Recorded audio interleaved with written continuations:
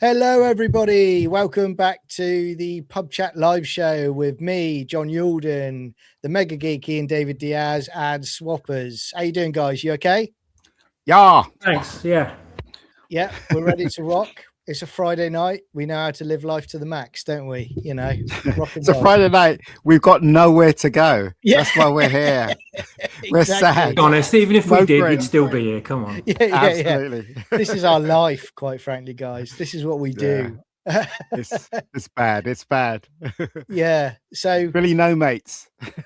So yeah, speak for yourself, mate. So good to see lots of people in here tonight. Garbage, Julie Coonan, Bryce just turned up. We've got Rebecca Gold here. We'll have more of that a bit later on. Yeah, Garbage, as I said, there's some more. There's Lord Foff here as well. Great to see you all. Thanks for joining us. What I wanted to do, first of all, guys, we'll get straight into it. I wanted to play you a video that I picked up from yesterday, and it's a discussion between the Congressman Josh Hawley and the head of Netflix when they're talking about the acquisition. So I'm just going to share the screen. We'll watch it through, and then let me know your thoughts, guys. You see that okay? Yeah.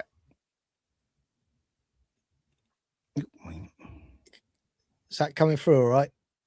There's no sound. One sec.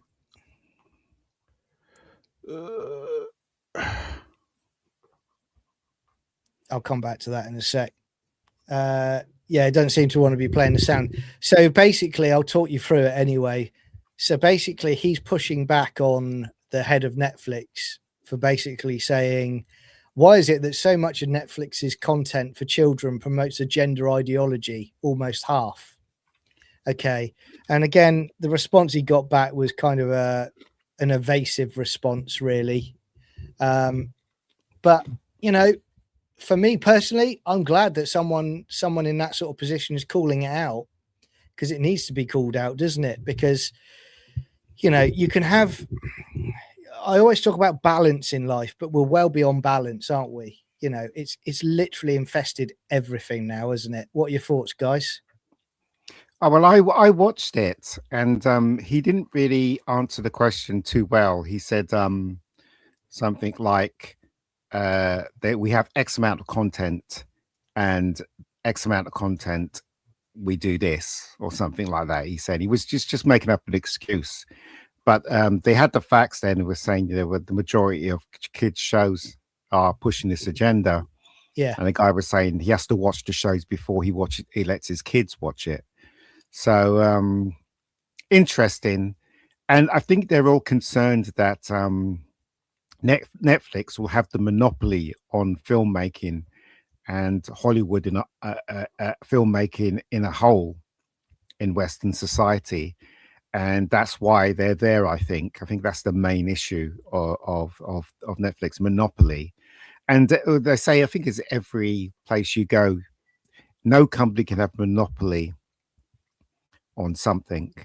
So and they're talking about Warner Brothers, obviously them taking over Warner Brothers. If they do take over Warner Brothers, they'll be Hollywood, basically. That's what they'll be, and then they'll dictate because pop culture is really important to people in any kind of walks of life. Entertainment's really important, and if you invest that, you're trying. If you do, you're what you're trying to do is you're trying to grow a new crop of people, and manipulate the way they think, and that's not right. Basically, no, it's not.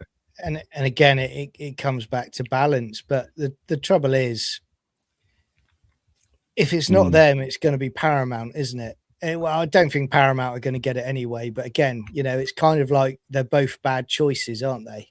None of it's good for the industry. No. Paramount's probably the lesser of the two evils, I would say. But why can't Paramount and well, they both have got no money, I guess. I was thinking Paramount team up with Warner Brothers, become Warner Paramount. Do you know what I mean? But I don't think they've got enough money to do that. But Netflix has, it's very scary that Netflix has all that power. Well, I because mean, as I said, sorry, go ahead. Go on. no, you're right, mate. I mean, carry on by all means. Just saying, because it means that through entertainment, you can persuade the next generation of people the way you want them to. It's kind of a brainwashing technique. They did that in World War II with the young in World War II, where they put posters up of the Reich and the main character everywhere, and they told them to burn books and stuff like that. They gave justification why they should do that, and they targeted the young. Yeah. In World War II in Germany. And this is the same technique they're doing, but on a bigger scale, global scale.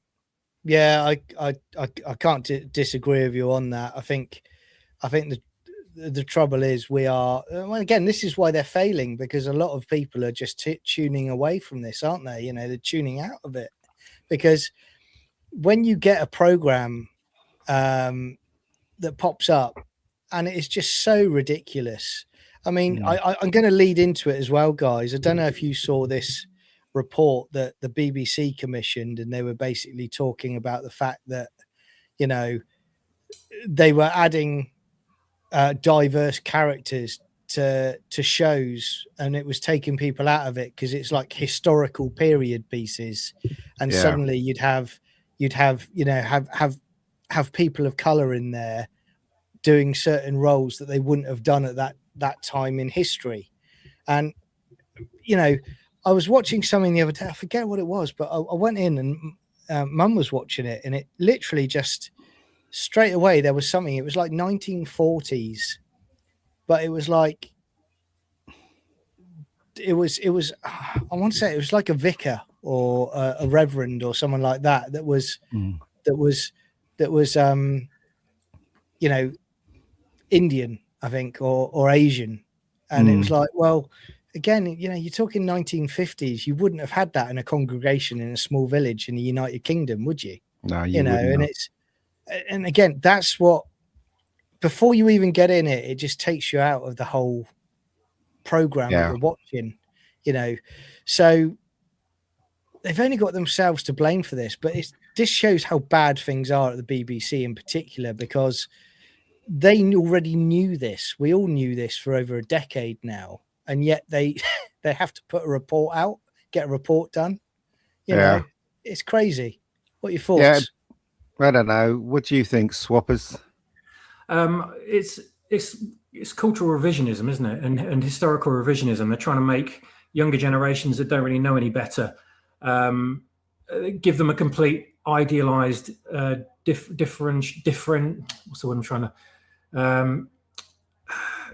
Completely revised and fictional view of history and recent history in this country, because it suits their agenda and it suits their message that they're trying to push, and it suits the eugenics and the population manipulation they're trying to push on this country. There's certain demographics they're trying to erase and stuff, and by doing that, they have to make it so the younger generations grow up believing it to be true, so they can be easily manipulated. And they're doing that through all media and especially entertainment.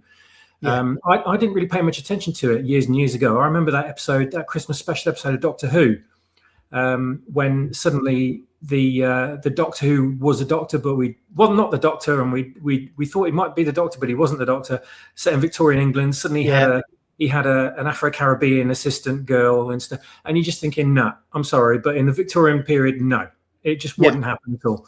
And then you've got Bill running around with Peter Capaldi's Doctor, and nobody batting an eyelid that the fact that she's a black girl in 16th century England or whatever, it's utterly ridiculous. And they're completely tone deaf and blind to all this stuff willingly, because they're trying to just condition younger generations to think all this is real. And it's up to us. It's up to the ones that know better to correct them. And we're doing it against this stonewall of left-hard brainwashed idiots who are doing their bidding, willingly or unwillingly, and standing in our way, calling us racist by just speaking the truth and trying to tell people the truth and how the truth is. And they're standing in our way because it doesn't suit their ideals. And it's utterly ridiculous. And pop culture and entertainment is dying on this altar of this wokeness that's been brought about to further this agenda. That's what the reason is.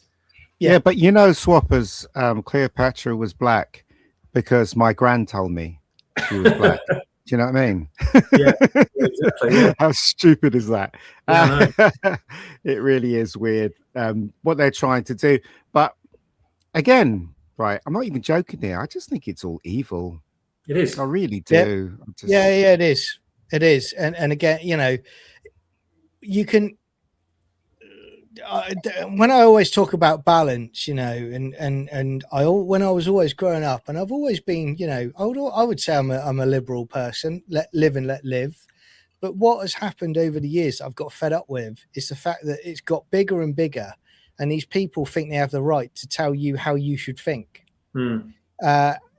If you look, you do you. That's how I feel about it. You do you. If you want to live your life however you want to live your life, that's your prerogative. I've got no problem with that. But when you start telling me that I have to live in your delusion and I have to see you as something you're not, that's when I've got a problem with it. And again, that's what needs to stop in society.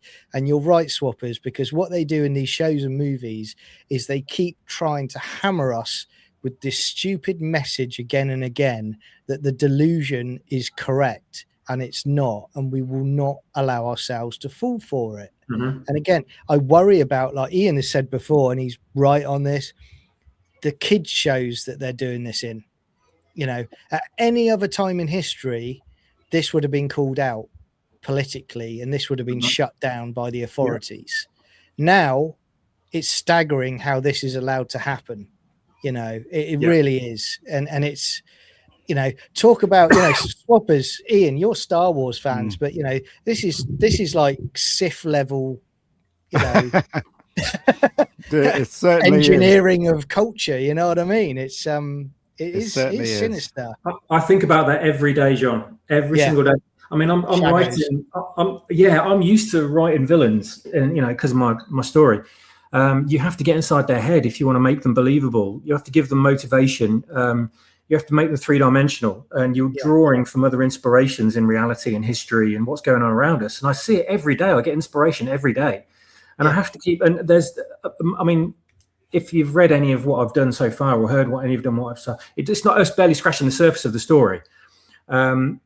And I keep going, and everything I learn and hear about on a daily basis, I think, oh wow, that's incredible. The depth of evil of these people is so insidious. You know, and George Lucas based Darth Sidious himself on that kind of politician, on that kind of occultish kind of head of state or global figure, and hence the name, you know, he gave to him. And I've gone back into my story numerous times and added things to make them even more evil based on the people that are, you know, doing things to our society and doing things to us as people on, you know, in the news, and you see it all the time and you think, I never would have thought that up because I'm not that evil, but that's great inspiration. So I'll go back to the story and add it to a character to make them even more evil. And, you know, when you read it, you go, oh my God, you're damaged. You know, it's like, yeah, well, I had good inspiration, but you're right. This is completely insidious, and they've done it, undermined it all from the inside for a long time now. They're playing the long game with this, just like the Sith for thousands of years. They're playing the long game, and I think George Lucas got a lot of inspiration from not necessarily politics, but from the way society has been steered over centuries and centuries, probably thousands of years. He's looked into it, and the way certain religions have risen and fall. Civilizations, empires risen and fall, and he's looked at it and seen the pattern and seen the people behind it and used those as inspiration for his villains. And you can see, all you need to do is read all that work and read the expanded universe and watch the movies and see it happening in real time on the news or on social media. You can see it happening constantly every day. And whenever we see a new Star Trek project with someone like Alex Kurtzman or Leslie Headland or Kathleen Kennedy or whoever, or Russell T Davies, whoever's behind these things, they're all operating on some kind of agenda that's pushing them, steering them all. It's puppeting all these people. And there's a higher tier behind all of that that's operating and steering social consciousness, and they're doing it through entertainment. Yeah. Well, to put it simply, what they're doing is they're basically being am I allowed to say this word on YouTube? Yeah. I'd say racist.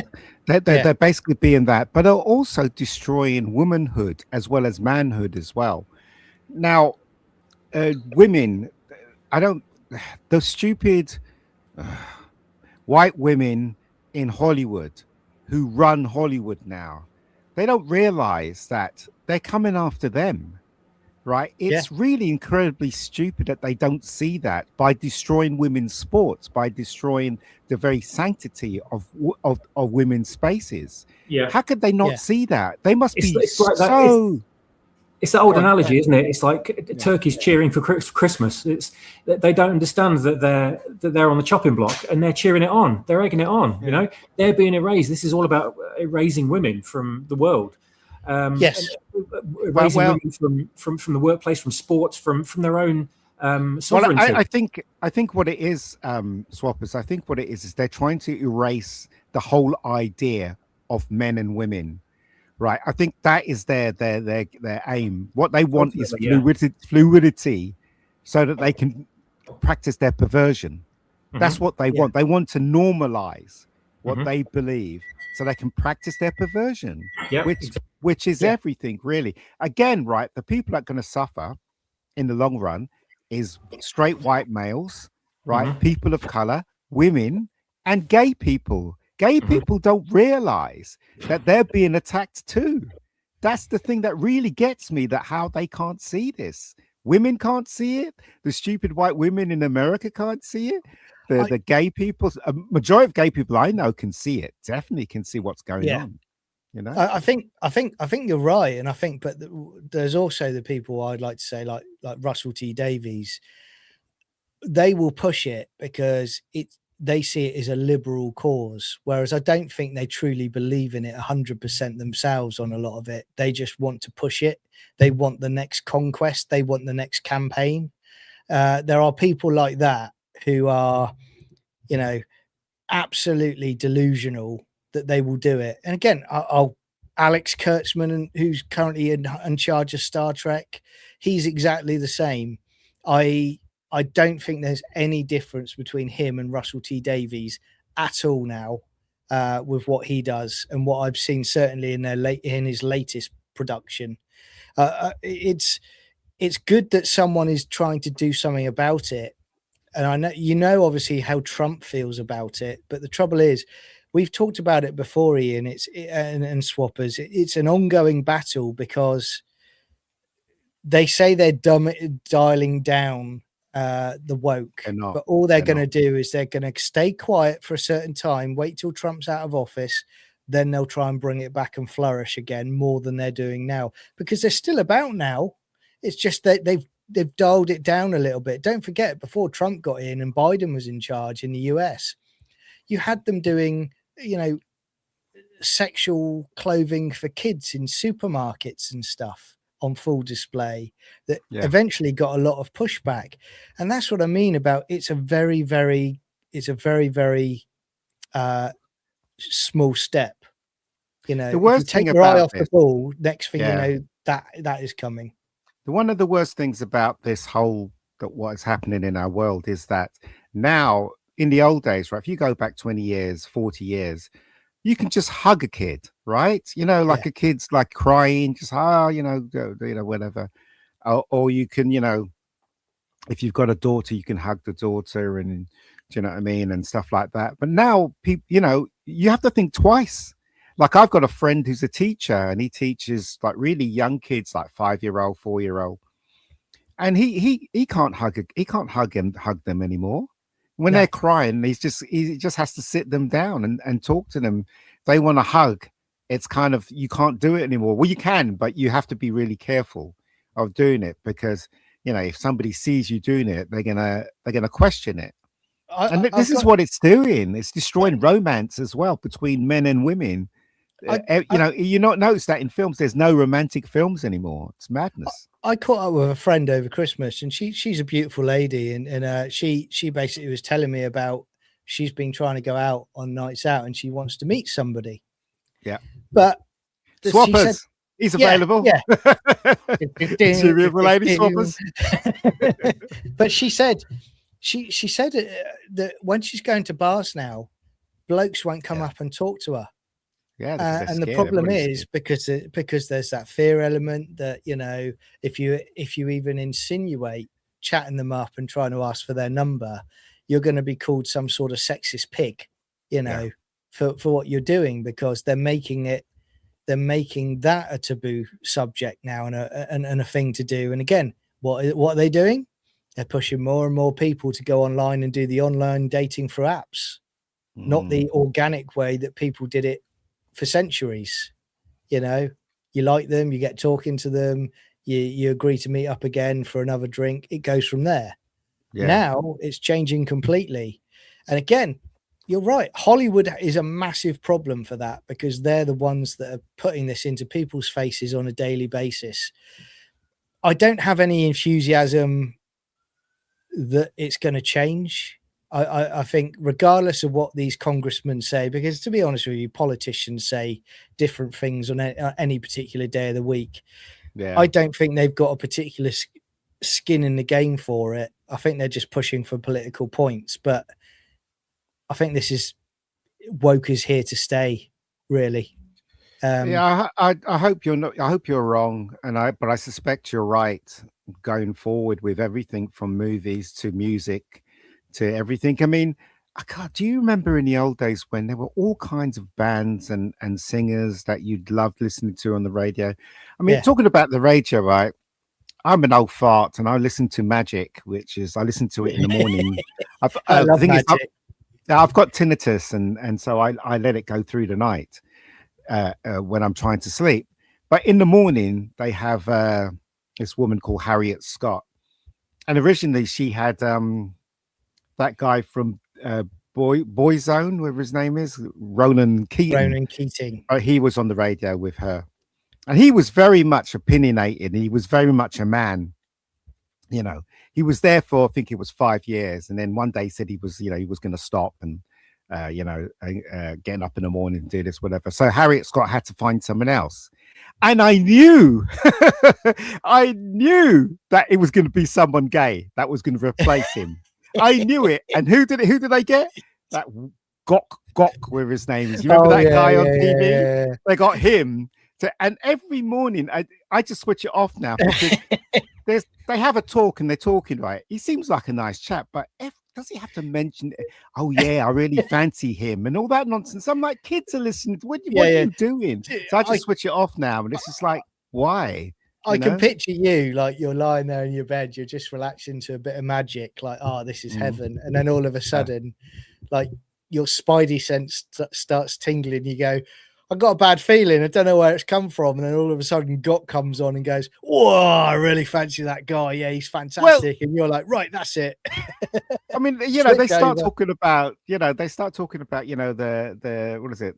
The trans this and all that. And I just like, they don't do it a lot though. They do, like, you catch it every few minutes, whatever. And you're like, do you really have to mention this? Do you know what I mean? It's the morning, some kids listen to this stuff, why don't you just stop now, whatever. Anyway, it doesn't matter anyway, because I just switch it off in the mornings now. I'm thinking of going to Smooth, going from Magic to Smooth. So, so I don't know. It's not that. Look, I have total respect for the gay community. Yeah. Again, this sounds like a cop-out. I do have gay friends and I respect them 100%. Let them do what they want to do. But as I said, this agenda is pushing something that's not very nice. Yeah. So, yeah, we've got to be wary of that, basically. Yeah, I think it's, I mean, I keep saying it, I don't listen to radio very much anymore now. I listen to more playlists I put together on like Apple Music now as a preference. And to be honest, when I'm driving now, and again, this is where I'm becoming an old git.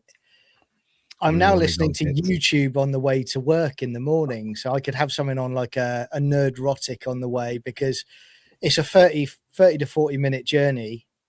And I can listen to that podcast and chill out on the way to work, and I'm okay, and I'm not looking embarrassing by singing while holding onto my steering wheel.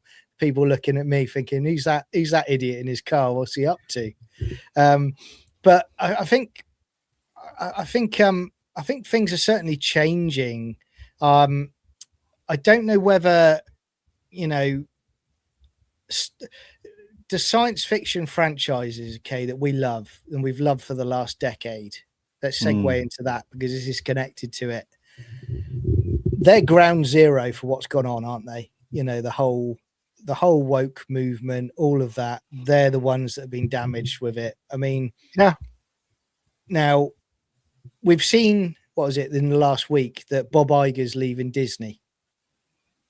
Not make any difference. It's not going to make any difference.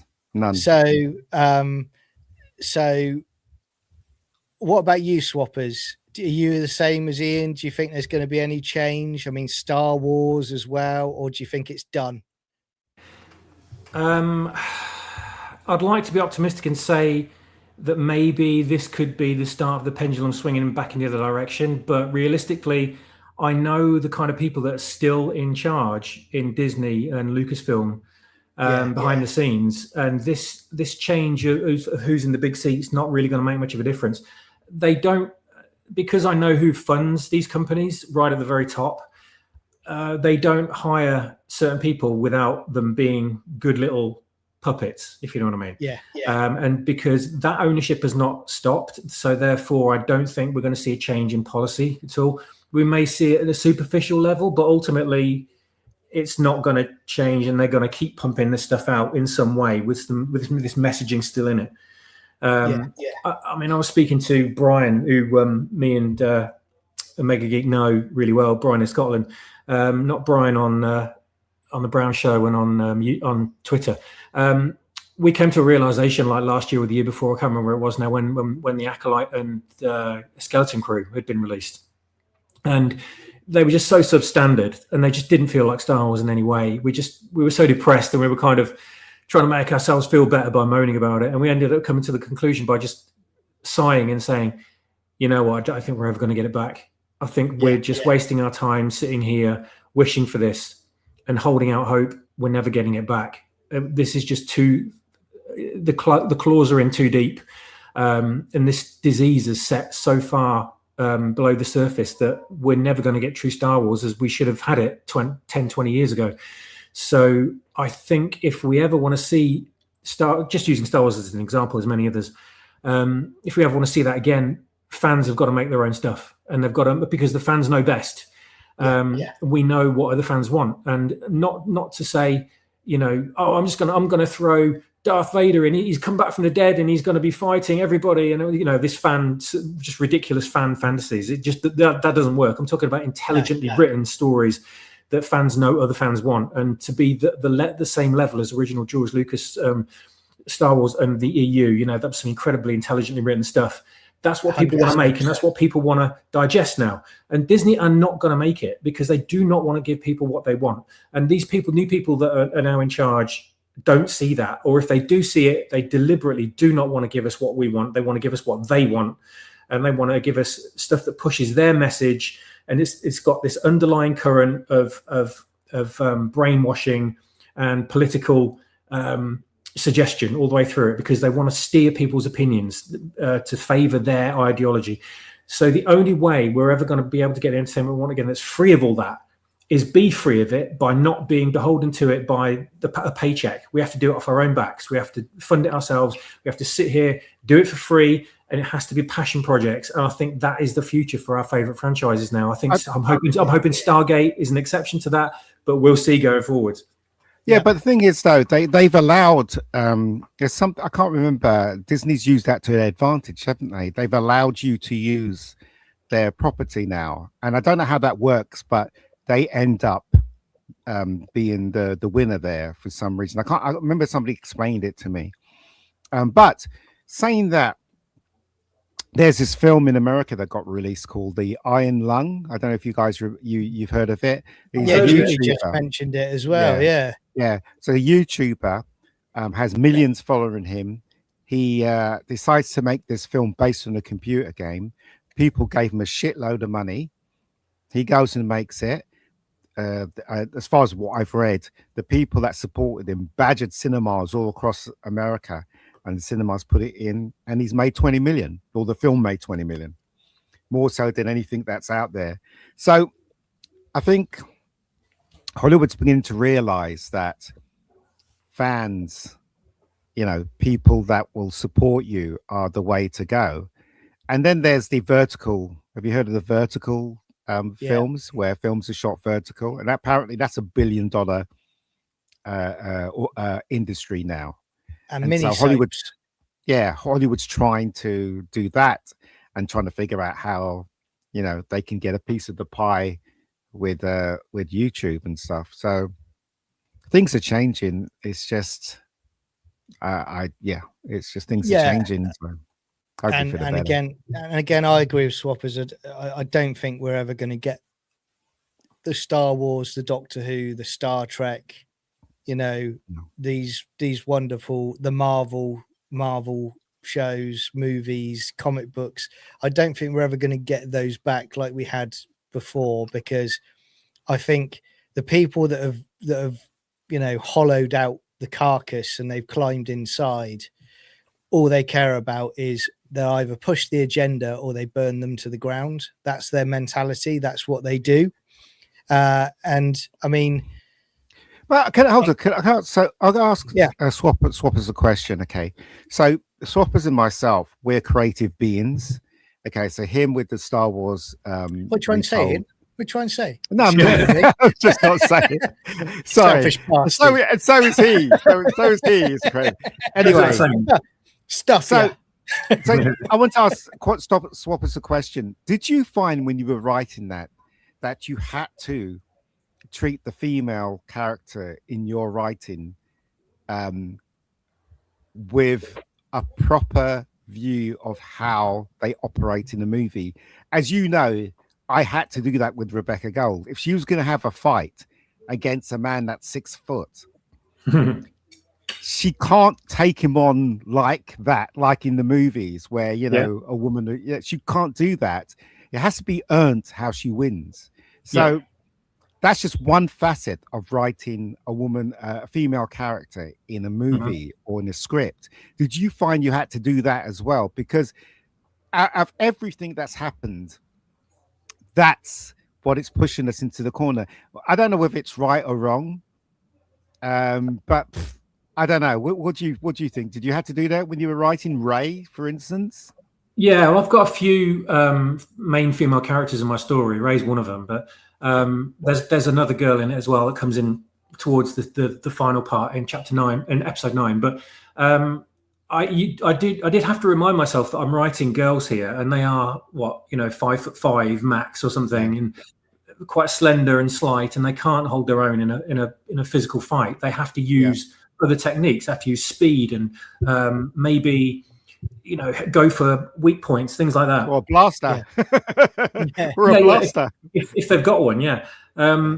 They just have to use their smarts. Really, they can't just wade in and start punching people and throwing people. Even if they've got the force, it doesn't, work that way. So, and I had to remind myself as well, using myself as a reader, for example. But all the people that I'm writing this for, I know they're going to be approaching it thinking, "Oh God, Ray, oh dear," rolling their eyes. So I've got to change her from what she was in The Force Awakens and The Last Jedi into a sympathetic character. And you have to do that. You have to make her weak to a certain degree, even though she is incredibly strong in the Force. She doesn't know how to wield it properly. So that makes her vulnerable. And if you don't know, if you've got this power and you don't know how to use it properly, that can be more of a weakness than a power. So people can easily take advantage of you and make you misdirect your ability. So I had to bear all that in mind. And also when she's fighting 2 guys at one point, Ray is, and she's using the skills that she learned as a child to survive in the desert. And she's got a staff, the metal staff that she had in The Force Awakens. These 2 guys are using blasters and a lightsaber against her. And you just think, like, how is she going to get out of this? She's like 5'5". She's got barely any physical strength, apart from she's got some fighting techniques, sure, but that's it. And I thought, right, I've got to think about this carefully. So, and one thing she's got going for her is she's smart. So she knows, and she's had a lot of fighting experience as a kid from multiple opponents who tried to raid her settlement and try to take her scavenged material away from her and stuff. So she's got that at least behind her. So I had to incorporate that into it. And there's a bit where she is literally fighting one guy one-on-one while the other guy tries to reload his weapons. And this guy is a trained Force user. You know, he's one of the Knights of Ren. And he's got a lightsaber. She hasn't got a lightsaber. She's got a metal stick. She's waving this metal stick at him, and he's cutting it with his lightsaber. It's getting shorter and shorter. She's going, oh, shit. And then she, like, throws it away and goes, right, what else have I got? And runs up to him and tries to body him, basically. And the guy doesn't even bother using his lightsaber. He puts his lightsaber to one side and kicks her in the head, right? And she goes flying. And you'd never see this on screen in a Kathleen Kennedy movie at all, or a Disney movie. You'd never see a man physically contacting a woman in that way. But I thought, you've got to make this fair. She's put herself in this situation. She's got to get herself out of it. And I'm not going to play this with kid gloves. She's got to suffer the bruises and the wounds. Otherwise, she's never going to grow. Never going to learn. Earn your position. Hero's journey. Yeah, exactly. I just thought that, you know, you can't, just because she's female, you can't not have her get punched and kicked. You can have her recover, sure, but she's got to suffer for it. You know, she's got to learn, and she's got to be in a situation where, and she ends up in a situation where she can't win this fight. There's no way she can win it. Not even with her Force powers. She's being overwhelmed with the Force and with physical ability, and she has to rely on other people to help her and save her. And we never would have got that in the Disney movies. And I think stuff like that really goes a long way to making the character believable and relatable, and you root for them at that point, you know? Well, you're right. I mean, you look at Luke, don't you? I mean, look at Luke, you know, his journey, you know, he gets his ass handed to him in Empire Strikes Back, you know, because he's overconfident. That's what it should be about. You know, you learn from your mistakes and you come back through your training and you're stronger. And he takes down Vader by, and he takes down the Emperor by not fighting him. He basically just throws his lightsaber away. Yeah. He knows he can't win. Yeah. I saw a trailer today, and I'm just looking for it now. You know, the woman that's in Citadel, the actress that's in Citadel. She's in this movie. I think it's set. Oh gosh, you know, like it's like you know, it's with shields and swords and stuff like that. I don't know what year we're set in. Anyway, so basically, she's a mother, and who else is in it? I think not Russell Crowe. Who's the guy that's in Avatar? The main guy that's in Avatar. He's in it. He plays the villain. Sam Worthington. Sam Worthington. Yeah, basically, it's in the trailer. He's after her. Him and his gang, whatever, is after her. And this is a bit where these people invade her house, and she beats everybody up. And it's obvious that this is either directed by a woman or written by people who want the agenda in. I kid you not, there's a sequence where she hits this black guy that's 6 foot, slams him against the table, takes a knife and pushes it between his legs and goes up. And I'm thinking to myself, I wouldn't write that even if I wanted to, you know, make my character, you know, strong. I wouldn't do that. There's no need for it, is there? Do you know what I mean? And also, a woman of that size cannot take on these men. One punch, she's gone, she's down, she's out. Yeah. Do you know what I mean? So it is still going on. It definitely is still going. And when people say, "Oh, but that movie was made 4 years ago, 2 years ago," hopefully this is peaking out. It's not peaking out, right? It's not peaking. You just got to look at Star Trek Academy, for God's sakes. It's not peaking out. These people are crazy. Yeah. Yes. Anyway, speaking of which, guys, he's mentioned Academy. I'm going to just put up for you guys to respond. Okay.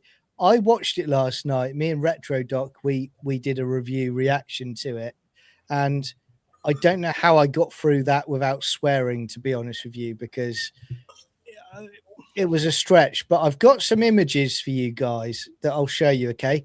This is how the episode starts, right?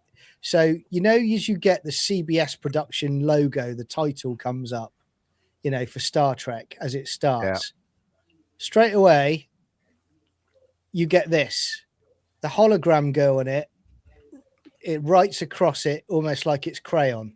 Oh my God. This isn't a piss take. This is genuine. This is genuine. Okay. Right. So then, and I'm going to take you through it, guys. So then, and again, she is completely insufferable. This is Sam, the hologram in it, right? So it starts with her. That's her narrating the entire episode, basically breaking the fourth wall, and you just want to kick her in the head. Mm-hmm. I can't put it any other way than that. She's so insufferable. It is not very attractive. No. And again, I'm going to ask you guys a question. If you came from a holographic planet, right, would you, to understand humanity more, would you give a new hologram that you created the mind of a 3-year-old? Yeah. No sense. Makes no sense. So we go through this, but do you know what we've got in the 31st century, guys? Do you know what we've got? We've still got drag queens, look.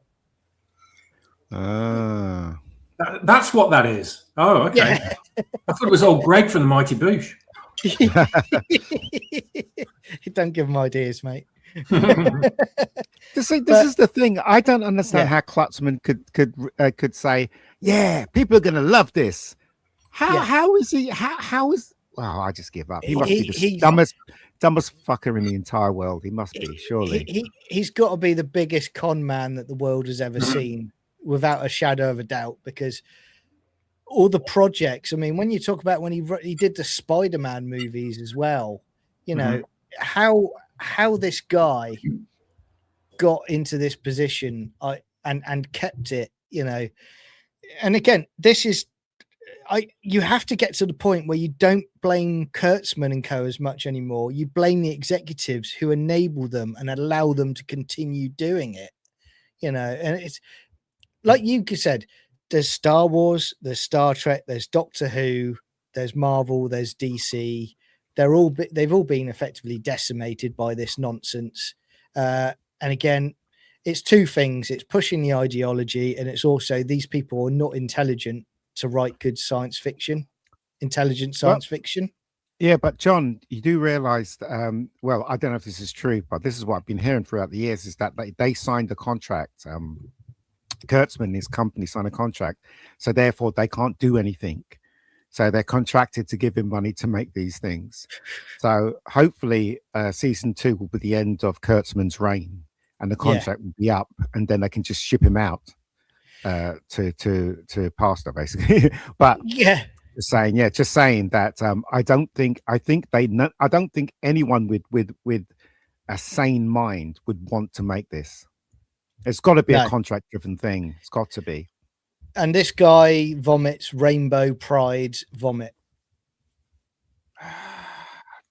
Well, can we stop talking about this now? Because this is absolute shit, and I don't think it deserves any attention from us at all. It really doesn't. You know, we don't want to advertise this nonsense. It's absolute shit. And well, if Kurtzman's watching, you know, screw you, Kurtzman, because you've just upset a lot of Star Trek fans. You have no intention of making Star Trek. You just want to make this absolute bollocks. And I don't know how you survived in the Hollywood system. You probably just rode off the coattails of people, you know. So go away now. I think these people, they're very good at maneuvering themselves within the industry. They've got no real talent, but they're good at smoozing with the right people to get the gigs. You know, that's what I think, that they're able to do it. They can fail again and again and again, but they'll still get the gig. You know, it's quite extraordinary. Certainly is. So with that, I'm going to talk about something more pleasant now, and it comes on to you, swappers, because what I wanted to do for everybody in the chat, and I'm going to ask you I'm going to put a request out to you in a minute, but essentially what I'm going to show you is Swappers. If you're looking for good Star Trek, Swappers has been making audio stories. He's been retelling Star Wars. Star Wars, not Star Trek. I tell you, it's been a long week. That's what Academy's done to me. So Star Wars, and basically, you know, you tell them, Swappers, but you're retelling effectively the sequel trilogy, aren't you? Yeah, I mean, pretty much. Yeah. Well, for anyone that doesn't know already from when I've been on previously and mentioned it, the first chapter of the novel has been adapted into an audio drama, and I'm up to chapter 11 at the moment. Currently doing chapter 12, and it continues directly from the end of The Force Awakens.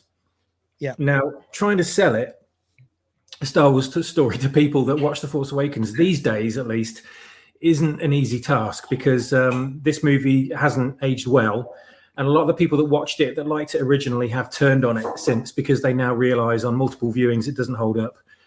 The story is paper thin. They weren't really thinking about what they were doing properly. They didn't have a plan. There's not a lot of depth going on.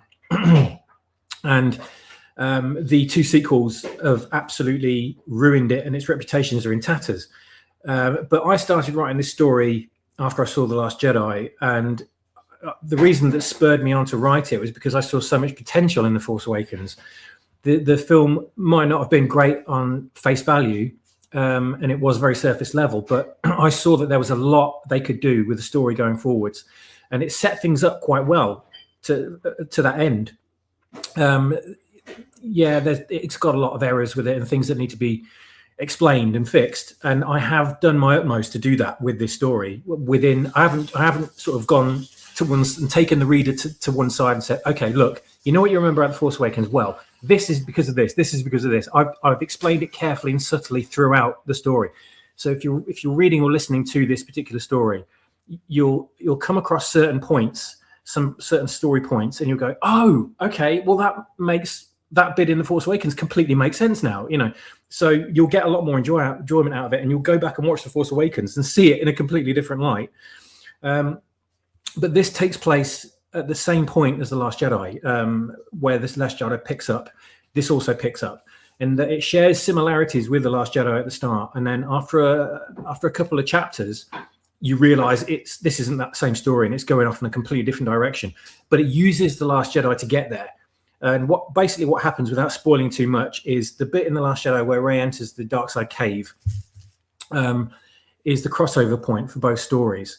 And Rey does the same thing in my story, but she emerges from that cave and realizes basically everything she experienced when she arrived on the island up to that point was a vision. It was a vision of the dark side that she experienced only within the cave.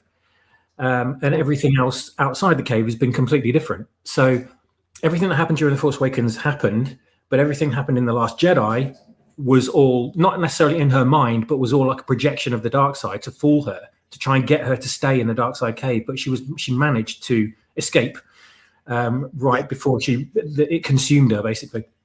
So the Last Jedi turned out to be like a trick of the dark side to try and trap her there. And once she emerges, she realizes that it was all just basically a dream, and none of it happened.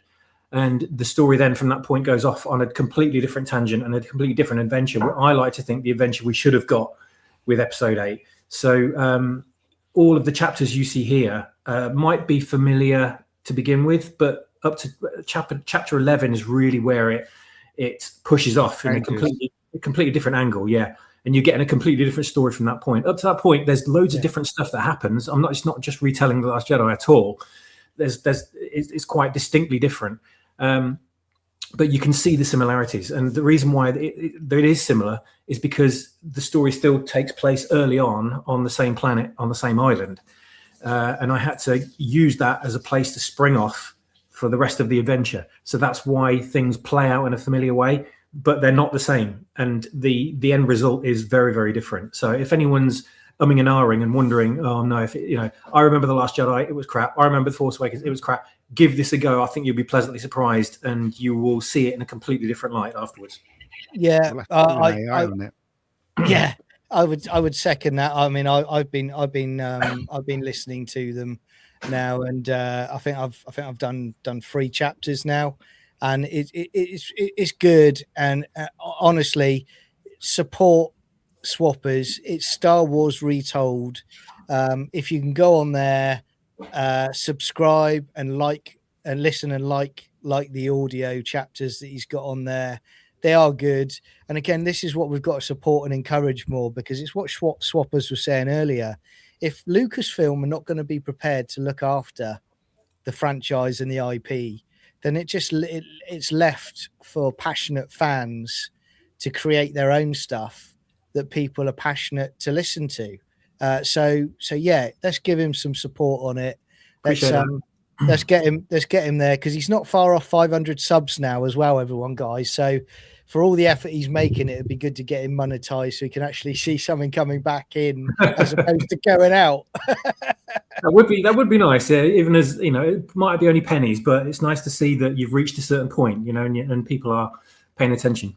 Yeah, but you never know. In 2 years' time, they might AI might be a lot more easier than it is now, and all you do is just take your audio and put it into AI, and it will create everything visually, from the characters to the terrain to everything.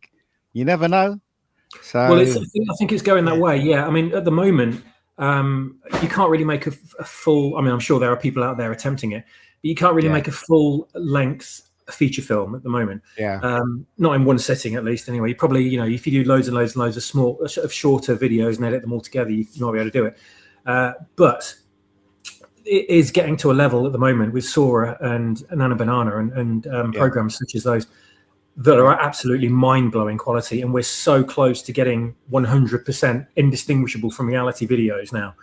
Well, there's a film festival run by Christine Bateman, and it's a festival that does not allow AI in any films. They will not accept AI in any films. But it's going to be interesting, because any editing system that you're on, whether it be Adobe or whether it be DaVinci, they're all implementing AI. So just to give you an example, right? And I know John uses Adobe Premiere. Yeah. In the old days, if you wanted to rotoscope someone, you'd have to use the pen and cut and draw around them very carefully, one frame, and then tell it to copy that frame. And you know what I mean? It was very time consuming. Now there's a function in there that basically is connected to AI. So all you do is get your cursor and point at a person, and it will literally just isolate that person or that thing that you've isolated. And then you press go, and it follows that object that you've isolated, and that's through AI. That isn't through the mechanics of the actual program itself. They're using AI. Now, that's the question, okay, right? So 5 years' time, if you're making something, you're shooting something, whether it be content or whether it be a movie, and you're using an editing system, how would you be able to distinguish what is AI and what is CGI? Yeah. You won't be able to do it, because it will be built into the programs. Yeah, so, it's like using Photoshop with regenerative fill, isn't it? Exactly. Yeah, exactly. Right. Now you can go in Photoshop. Remember in the old days when you had to clean up a black and white photo? We had to go through every speck and get rid of them. Now you just go, right, get rid of the specs. And because of the AI regenerated thing, it would just do it in a split second. Right. So the question is, how far can Justin Bateman's festival go from this point on? Because anything you're going to be using in the future is going to involve AI, and there's no stopping it. I'm not the a big box has fan been of open AI. now, isn't it? Yeah. I'm not a big you can't fan put of it back AI, in the box. but it's like if anything that you edit in the future, any program that you use, it's going to involve AI. So where do you draw the line on this? That's the question, Well, anyway, I thought I'd just mention that. I think you're right. I think for editing, I think I've talked to you off cam before, Ian, about this, and my view on the editing process is you will always have these AIs coming now that make things quicker and slicker, but editing is an art form as far as I'm concerned, because I've said to you before, I can edit something and I can, but I haven't got that natural eye for it to go, oh, a cut here, a trim here, that'll look really great. I don't. I'll just do the bog standard as I'm learning the basic skills. the people that are artists at it, they find their own unique ways of doing it that works. And I think but you'll still have that, but you'll have to adapt to. No, you won't have system. that anymore, John. You don't understand. You won't have that anymore. Yes, the art of editing will still be there, but there'll be functions in there that will make it easier for you. Like you want to do a transition. Now, the transition now is not. It's not mechanics that's in the program. It's now linked with AI.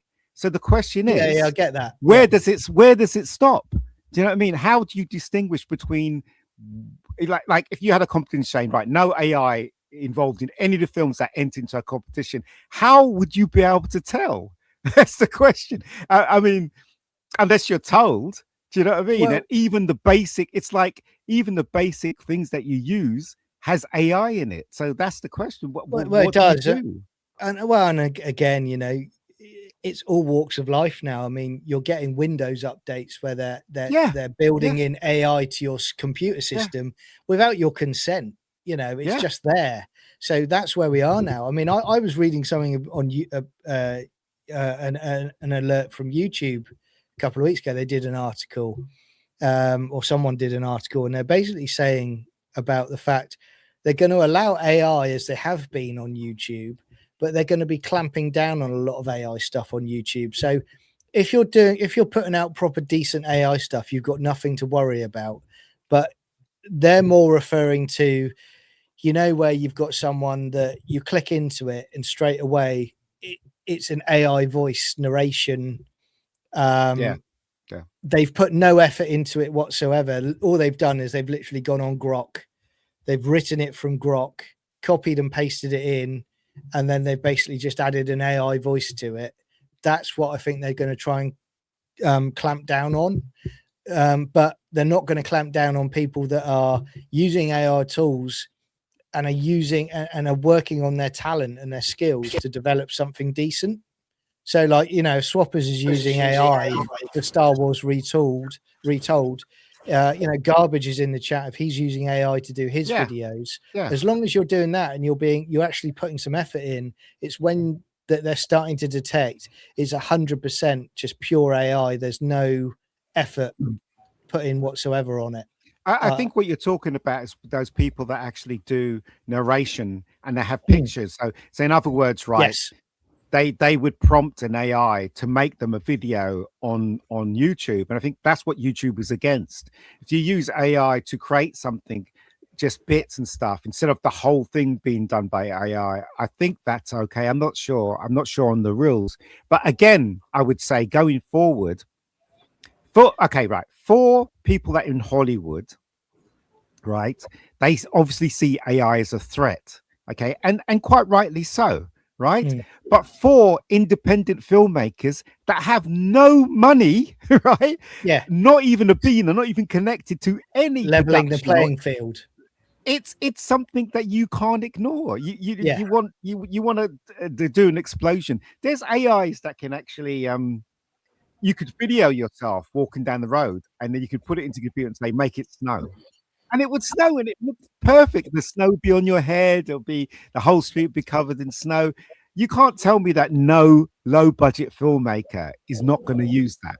Exactly. They're going to use it. They're going to because they have no choice. They don't have the money to get the snow thing in and have a crane shot and all that nonsense. Low-budget filmmakers, micro-budget filmmakers could be using. I can tell you, if I don't make it, I probably, you know, fingers crossed I might.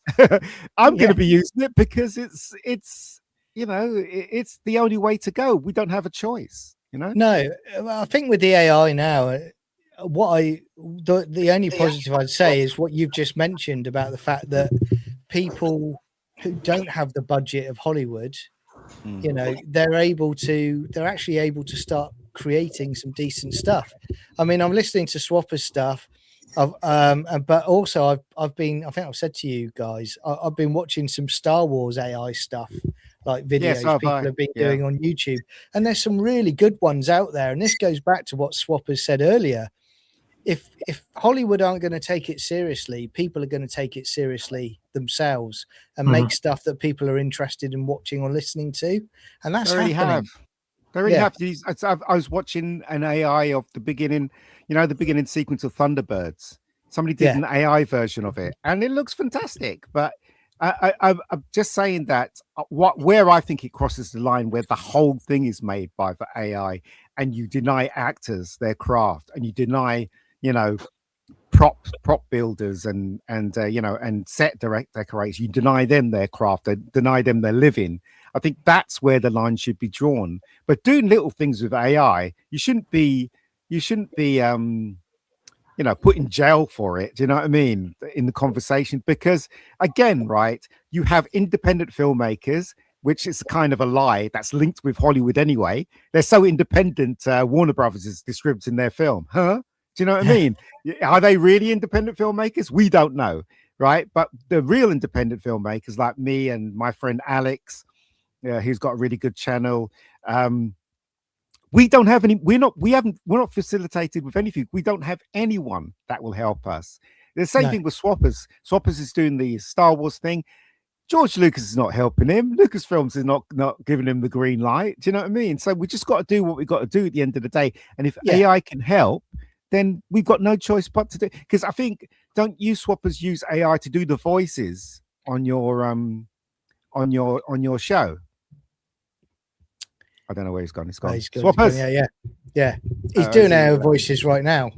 He's gone off to do AI voices. Sorry, mate. Yeah, it's just a bit of noise. Sorry. That's all right. That's all right.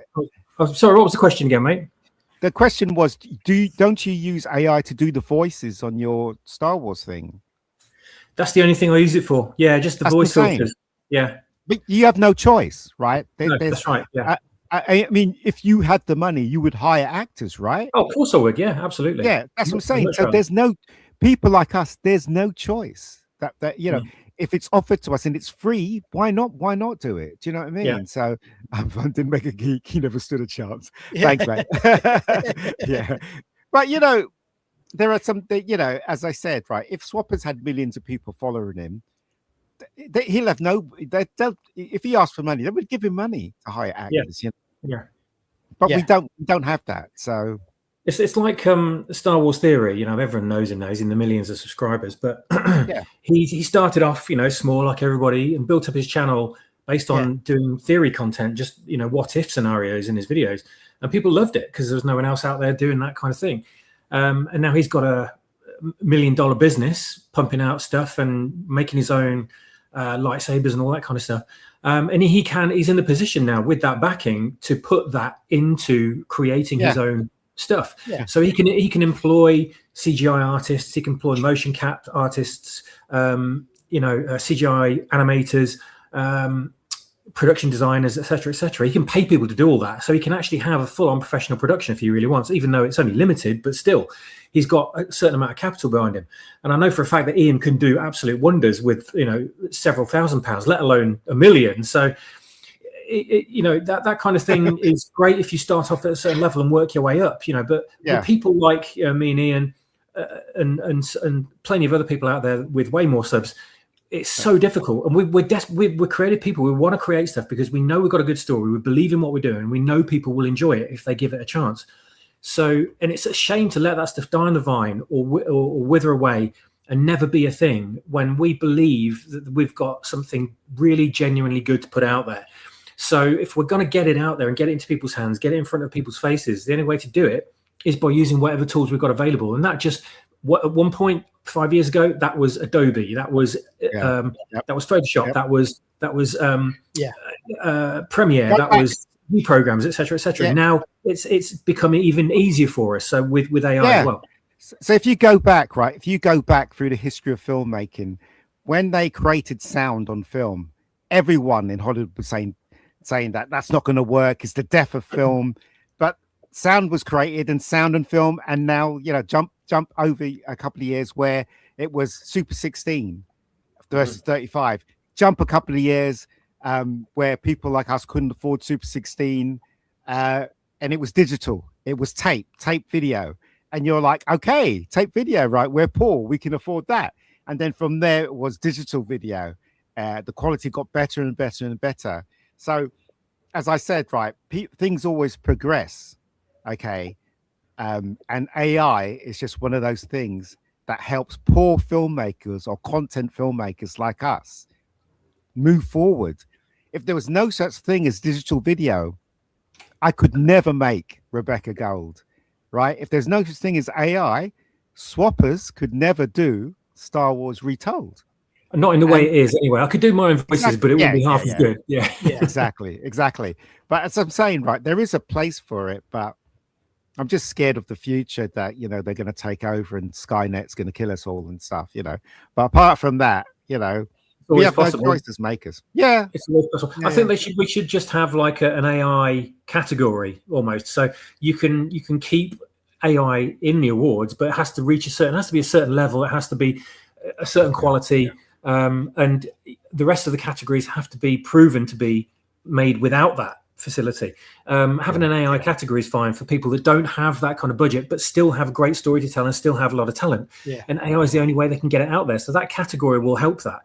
And people are only using it not because they're lazy as such, but because they can't get their hands on professional equipment, and it will take them too long to go down that route to make that film. So it's another tool that's coming about that's making the impossible possible for the amateur filmmaker. It's like when iPhone reached a certain level of technology, people suddenly started filming on iPhones and editing together and making feature films that were released in theaters and they were shot on iPhones. So it just goes to show you that that's the way it's going. And I think it's all going to head in a direction where massive industries and the big figure at the top of the pyramid that dictates what everyone does and what everyone can do, like Hollywood, they're going to die off, and it's going to be, the power is going to be given to everybody to make their own stuff. And you're not going to have big distributors putting movies out there saying, oh, no, if you're going to make a movie, you have to come through the big distributors, and then the distributors and other people get involved and they dictate what you can and can't do. We're going to see a massive exodus of people putting stuff out there that's going to bypass all those controls. Maybe if they get control, if the powers that be, whoever they are, get control over YouTube and everything else that can make your material be broadcast out there to the wide world, if they're going to monopolize that, we're all going to be in trouble. Let me show you something, right? So if you made a film today, like a 90-minute film, you'd have cans this big with the 35mm film on. You'd have like about 6 or 9 cans, depending on how long the film is. See this here? This is what Rebecca Gold is on. This 1 hour and 48 minutes. This is a DCP, which basically I can play in cinemas. So this is what technology's done in the last 100 years. From 9 cans, which is that big, covering my room, to just this. Lord knows what's going to happen in the future. Lord knows. Is that the Diaz cut? That one? It's the only cut, mate. I was saying, I was just having a very interesting conversation with a good friend of mine earlier on today. He was concerned about AI and stuff, and he puts up loads of videos. He's always done loads of videos of himself doing things, and one of these YouTuber kind of influence type people. And he's been using AI now for like a year, doing his own videos of when Stranger Things came out. He popped up some fun videos of him interacting with the Stranger Things characters and stuff. And he just does them for a laugh. He doesn't do them to make any money or anything like that. And he's getting a lot of criticism for it from people going, oh, using it for AI slop, etc. This phrase that everyone's bandying about without even thinking about what it means. And he's really concerned, and he sort of messaged me about it and saying, like, everyone's saying this to me. And I'm saying, I don't know what they're talking about, because you're not making money out of this. You're not trying to capitalize on this in any way. You're just having literal fun with it in your spare time. You're not taking work away from anybody. You're not doing anything like that. So whether AI was there or not, you'd still be putting up videos. It's just that it wouldn't be done in that way. It's the only difference is they just look like they're the quality of a Hollywood movie to the untrained eye. And it's fun for the maker and fun for people to watch as a diversion on their lunch break, And I said to him, the thing that you want to be scared of is in a few years when it gets so good that people can't tell the difference. And when people decide whether or not to get the Neuralink brain chip, the ones that actually take the brain chip will be able to do all the hard work just by thinking about it and looking at their screen. And they'll think, well, I want to make this movie, and it'll think about all the scenes and everything, and then it'll say, now edit it all together. You'll have a movie knocked out within an hour, 2-hour professional quality movie done on a laptop, or because of the brain chip interface, and you won't have to lift a single finger. It'll be done so easily. And that is a very dangerous slippery slope, because people are going to go, it's a superpower. I'm going to get a brain chip. It can do all these things. And as soon as everyone gets that chip, it's like an episode of The Twilight Zone or The Outer Limits. Game over. That is a nightmare future as soon as that happens. Oh, totally. And I would say that, I wouldn't like anybody to see the kind of movie that would come from my mind, to be honest with you. But do you know what, right? So they can do this now, and Swappers probably already knows this. They can take a clip from a film and they can tell AI to, like, say, for instance, in the film, this guy comes and he has a bucket of water and he puts it down on the desk. You can put that clip into AI and say, I want that guy to trip and let the bucket of water fall on the ground. And it would do it. It would take the original clip and then I'll copy everything, and it'll make the guy fall on the ground and spill the bucket of water. You can do that with you can do that now with AI, right? So that just goes to show what you can do now. You can take existing clips. You can take, I don't know, you can take Luke Skywalker, right, where he swings across the chasm with Princess Leia, and you could go, I want the rope to snap. So it snaps and they fall to their death. Done it already, you can literally do that now. Yeah, I know you've done it. I mean, right. You're perverse. You just like seeing Luke and Leia drop down a chasm every night. They can do that. You can do that now in AI, and that's just goes to show how powerful it is right now. It's what's it going to be like in the next 20 to 50 years? People say, oh, well, 10 years, it's going to be incredible. I was like, it's going to be a lot shorter than that, mate. Maybe 3 years, because technology begets technology. Advancement begets advancement. So the more advanced it gets, the more it escalates, the more it accelerates. So I reckon 3 years' time, we'll be seeing full-length movies made with AI. You won't be able to tell the difference. I mean, my view on it, guys, is when what you were saying, Swappers, about Neuralink and going that route, but even in that, like you say, the 2 to 3 year time span, you think how much easier prompting is going to be for AI in the next 2 to 3 years, because it's already picked up now where you still at the moment, if you want to create something truly impressive, you've got to know how to prompt, haven't you? And you know how to talk to the AI. But within the next 2 to 3 years, that's just going to be simple. It's basically just going to be, well, what do you want? And you'll put in your details and it will help you do that. It will guide you as you're doing it. And then you'll get what you want, pretty close to what you had in your mind. Yeah, so you'll describe a scene and then it will come up saying, okay, I understand that. And I've got the idea of what you want to achieve.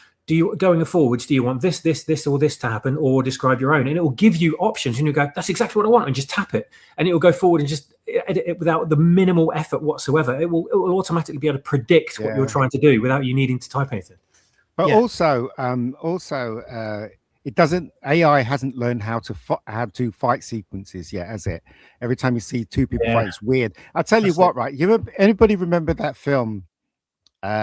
Bruce Lee film, Game of Death. Yeah. So basically, you remember that film, Game of Death, Swappers? Yeah. So basically, I do, long time ago, but yeah. Right. So basically, Bruce Lee was halfway through making this film, and then he did Enter the Dragon. He had to stop shooting this film and Enter the Dragon. So that footage exists. And then when he died, they Warner Brothers took that footage and made a film with it, with this other guy pretending to be Bruce Lee. Right, they got this actor that looked like him a bit, and they took clips from other films and they put it. I don't know if I saw the film a long time ago, but could you imagine that if they went back to that film and when AI create these scenes with Bruce Lee? Wow, I mean, how much power is going to be? Well, this is why as well. You've got studios signing contracts with aging out actors that they've got their voice and their mannerisms for when they pass, so they can carry on doing films with them past their death. And again, I think Harrison Ford's one who signed something with Lucasfilm or Disney. So you're going to have that. I mean, again, that's AI again. Within the next few years, you're going to have you want an Indiana Jones 7, 8, 9, 10, 15. But you want it to be this person looking like Indiana Jones. You'll just be able to type in what your preference is. Or I think this was off the top of my head, I'm trying to remember. I think this might have been Chris Gore at Film Threat that said this. He said Disney are gonna. His view is he thinks Disney are going to get to a point where they are actually going to have the AI on there. So, say you want to watch in the future, you want to watch Star Wars: A New Hope, but you want Luke Skywalker to look like you. You'll then watch a film as you, as Luke Skywalker. You can do that now. You can do that now. And yeah, and to be honest, Bob Iger's signed a deal, isn't he, with an AI company so that you can, I think it's Disney owned characters within Disney Plus, you can create AI stuff. That's coming from Disney Plus. So it's all happening. But there's nothing like the human errors. Like, for instance, you know, when you watch a film and you see the mic creeping on the top of the frame, and stormtroopers banging their heads, and I find all that stuff quite human now. You know, because of because in the old days you think, why they leave that mistake in, whatever. But now I find it quite human because of what's happening with AI. You know, like I remember when we had the screen of Rebecca Gold, and I was watching it on the big screen, and I saw the shadow of the boom in one shot. I mean, a lot of people didn't see it, but I saw it, and I was thinking, you know, in the old days I would have went fuck, but now I thought, it's cute. Yeah. Do you know what I mean? So my attitude changed because I want to see more human stuff on screen. Yeah, there's a lot of stuff that's CGI, and you know, and they try to fool you with that. That's fine, but I think the future is authenticity. That's what I think it is. But as the old saying goes, incredibly intelligent saying, to err is human. Yeah. So that's going to be something, I think, going forwards, that is going to be an endearing feature for all non-computer based entertainment. As that same friend I was speaking to earlier on, we were talking about AI takeover and robots and stuff like that, and how everything's just going to be replaced, like art and stuff has already been replaced. People are just turning to making AI art and printing that out on canvases instead. And you are kind of taking away work from artists, but also you are making something yourself that an artist wouldn't necessarily be able to make in some circumstances. But what I would say is, I think AI art has its place for the people that want it, but we're going to get to a point when AI art reaches a saturation point, and people are going to look at stuff and just automatically look at it and go, is that real or is it AI? That's what everyone's going to ask. The first thing that comes out of people's minds. And the person's then going to have to reply with, it's AI. And they go, okay, and they won't look at it again. But if that person then says, that's all human painted, all hand painted and stuff, they'll walk up to it, touch it and feel the texture and stuff, that immediately is going to appeal a lot more to the people that like analog art. So you're going to have two lots of people that, you know, some people that really love AI art and go in that direction, and the stalwarts that stick with standard human made, analog made, bare real materials. And they're going to be anti-AI, saying, no, it's not real art, it's not real, etc., etc. I totally agree with you. And what I think is going to happen in the future, I think, okay, right. So we're tired of CGI, right? We've gotten to the point as viewers, as film goers. When we see CGI, it takes me out of it. I give an example. I was watching, this is a long time ago, I watched the latest Jurassic Park movie, directed by a really good director who comes from special effects. Special effects were good, but with something about the sunsets that you saw was too perfect. There's something about the digital photography. Actually, they shot that on film, but it still looked weirdly CGI. There's something about it that your mind knows that CGI. I'll give you another example, Frankenstein. Right. So if you look at the behind the scenes of Frankenstein and you hear the DOP talking, the director of photography is going, we use this light, we use that light. And you see the special effects where they show you back to back what it really looked like and what visual effects. They're adding sun in there. So how can the DOP say, I lit that? That's in post. That sun's added in post. And that sun is dictating the light that's in the shot. So that's what I'm saying. So I think people are going to want more authenticity now. They want to see real stuff as we go forward with CGI and AI. People are going to extinct. There's something about that stuff that you you know that it's not real, right? AI is Yeah. going to get better, and of course, most people can be fooled by it. But I think subconsciously you'll read it that it's not real. There'll be something about it that's not real. And Yeah, but I think Yeah. AI is so perfect, it's too perfect.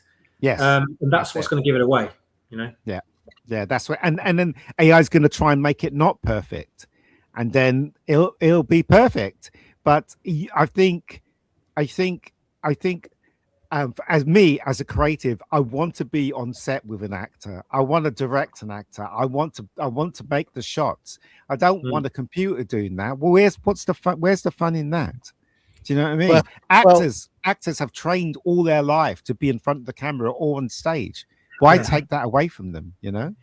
Well, I'm just going to quote the Fourth Doctor from the City of Death episode where he's in Paris with Romana, and Romana says, you know, she mentions computer paintings, and he goes, "You stand here in Paris and you talk of computer paintings." So even in the 70s, 79, they were already predicting AI was going to be turning up one day.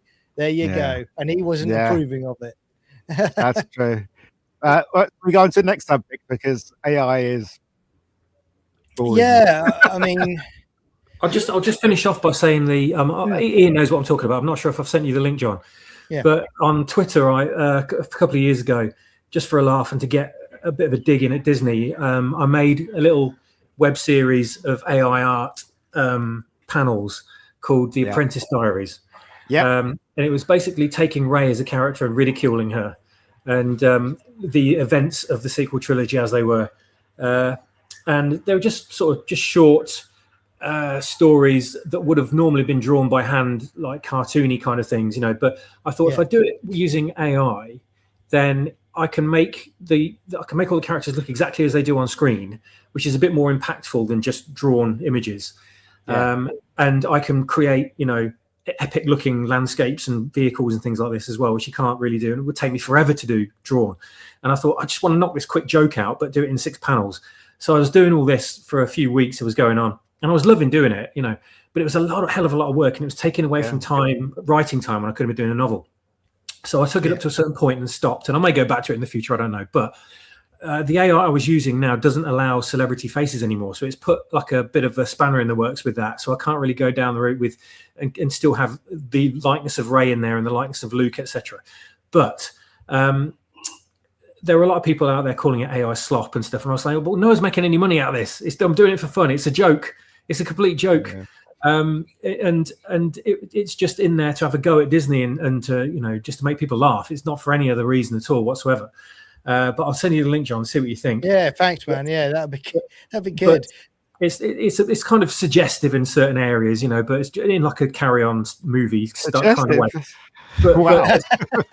but Ian knows exactly what I'm talking about. But I can't remember where I was going to go with it now. Something Ian said reminded me of it for some reason. I can't remember where I was going with it, but I'll send you the link just to see what you think. Yeah, thanks, man. I'll try and create more in the future. But I had a point where I was going to go with it, but I can't remember what it was now. Something to do with how easy it is to create something or something like that. But yeah, I'll get on it. That's the thing, you know, where when you get monetized on a channel, you should make money back on it. I've got no problem with people making money back because they're passionate about what they're doing. And you know, a lot of people like swappers, Ian, the amount of money you guys invest in doing your projects, I mean, it adds up to big money. So if you can, getting money back, even if it's a little amount, why not? You know, you should get that. I mean, I was going to also with you, Ian. I wanted to bring up here. I'm going to share the screen and everybody in the chat. You would have heard Ian mentions, you know, because he's quite a modest chap. He mentions Rebecca Gold every now and again, which he should because it's good. Now, Ian, tell us about Rebecca Gold. But what I want to say to everyone in the chat, can you go in there if you haven't already, and can you subscribe and check out the videos that he's putting up? Because the movie that Ian just put out is a great movie, and again, we're in a time when we're getting a load of sludge, so this is a good movie put out by Ian. Well, it's not put out yet. Passionate. Oh, okay. Yeah. Well, it's not out yet. A premiere it was, wasn't it? Yeah. Apologies. Yeah. Well, okay, right. So people that contributed, I would say this again, to the Rebecca Gold, whether with money or whether it be pushing it, whatever. I have given them a link to watch it because they deserve it, because they supported me, right? But people who haven't, who want to watch the film, which I get emails every other day about people saying, where can I see it, whatever. I say the same thing to them. I can't screen it for two reasons. One is because you didn't contribute, which is fair enough. That's just your thing. And two is because it's been entered into some film festivals, and the majority of film festivals want a premiere. They want to be the first to screen it to the public. And so I can't really, if the worst comes to the worst, I'll probably show it to, if everything fails with distributors and everything, I'll probably put it in some platform where you can pay like, I don't know, £10 to see it, whatever, because I have to make some money on it. And if that fails, I'll just put it out for free. But then everybody be uninterested in it anyway, because time is a killer when it comes to things like this. With Rebecca Gold now, just tell you that briefly, it was a web series starring a completely different actress, and it won loads of awards. And so everybody wanted to make a sequel to it, or season 2. And I decided to make it, but the main actress dropped out. We got another actress to replace her, and it took 3 years to make, using my own money, shooting twice a month, and it's done. And we had a big screening in the West End, and I was really surprised how it looked on screen. It looked really great. And this is where it stops now.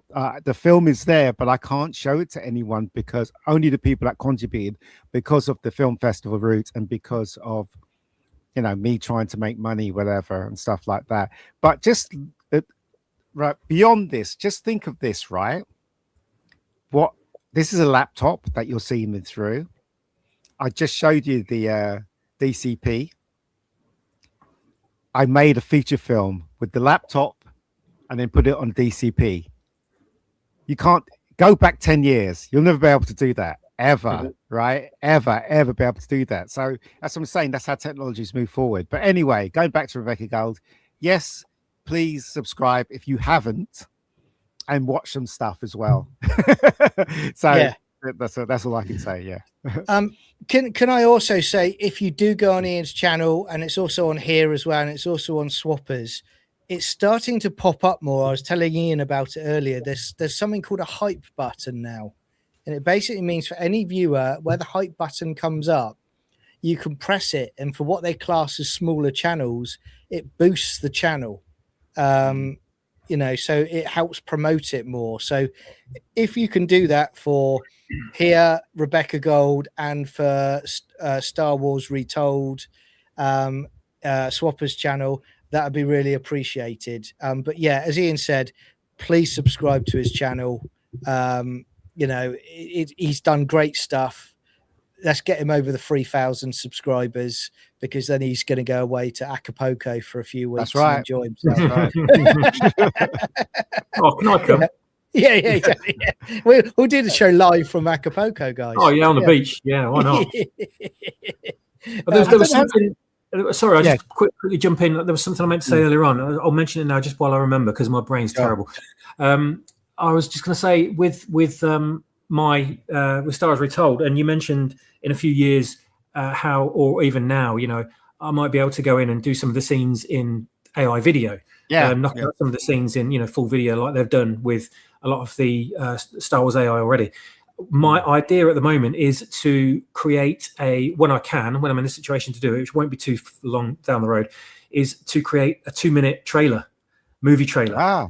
Using all of the characters and the scenarios and everything like that, and using the prompts. So not make a movie, but a 2-minute trailer cut together, edited to look professionally like an actual Star Wars movie with the John Williams soundtrack and everything like that in there.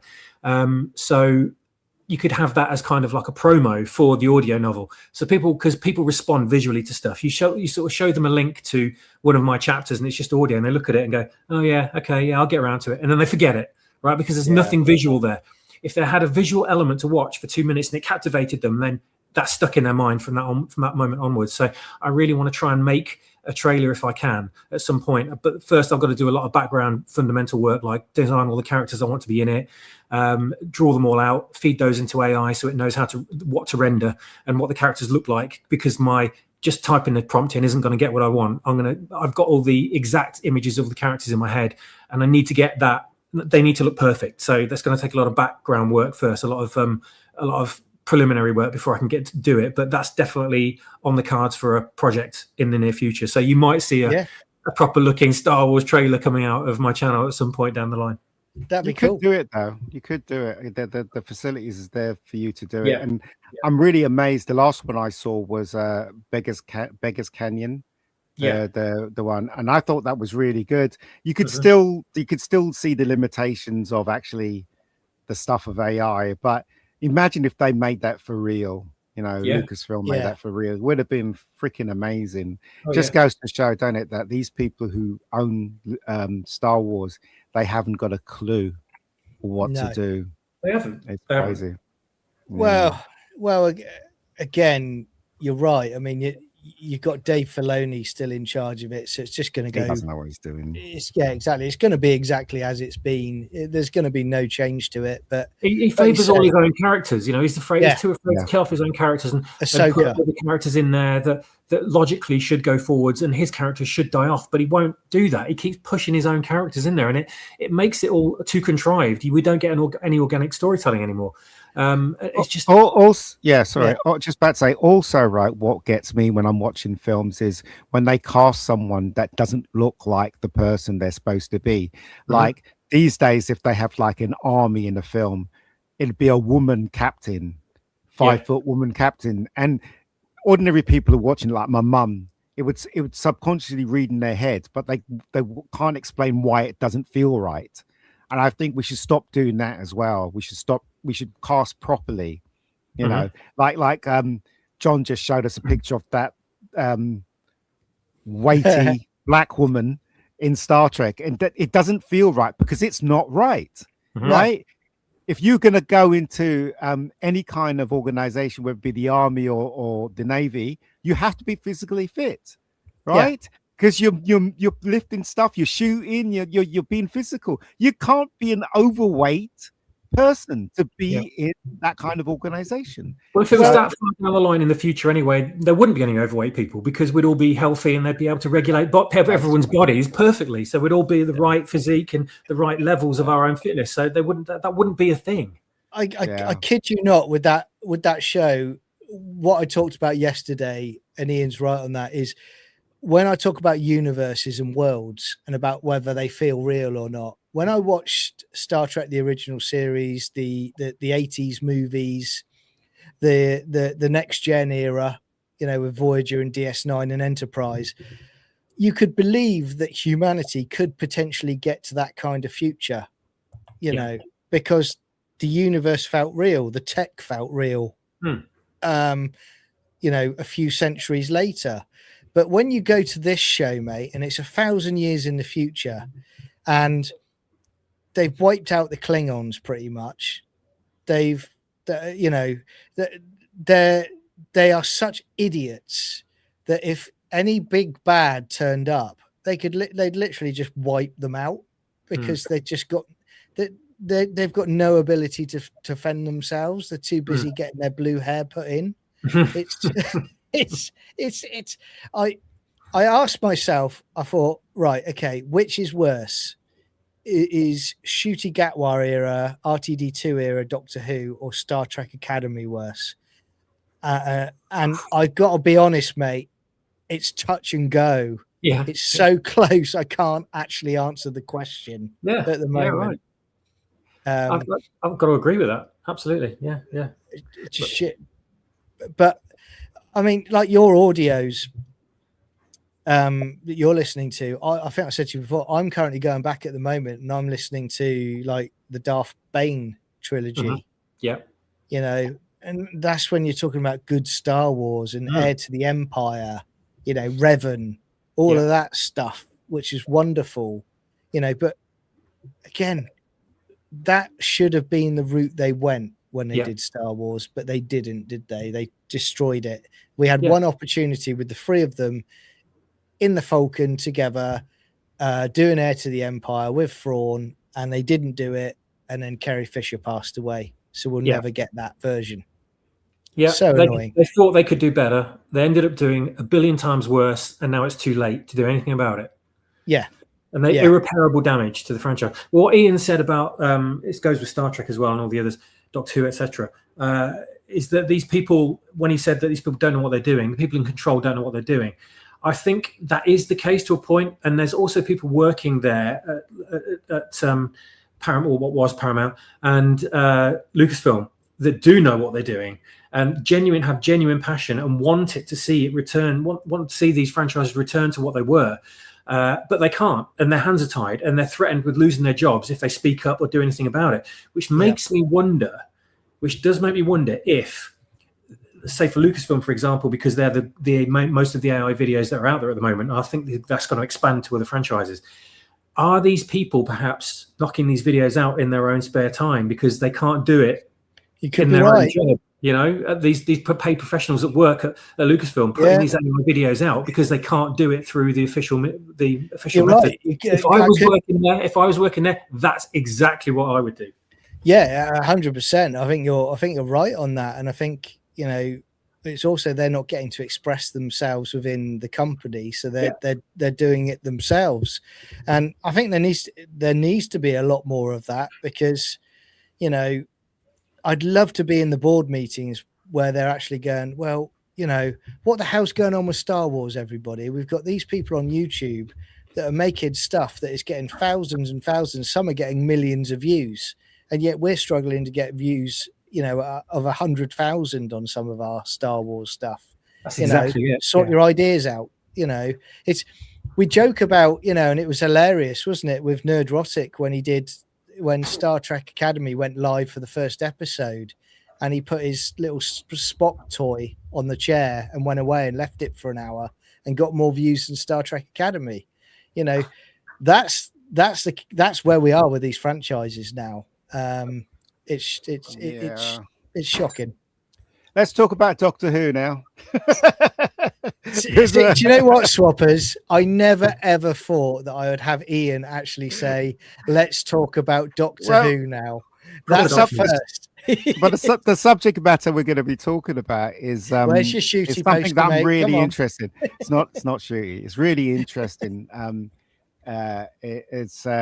let John explain what the subject matter is on this Doctor Who subject. Go on, John. Yeah. So, questions for you.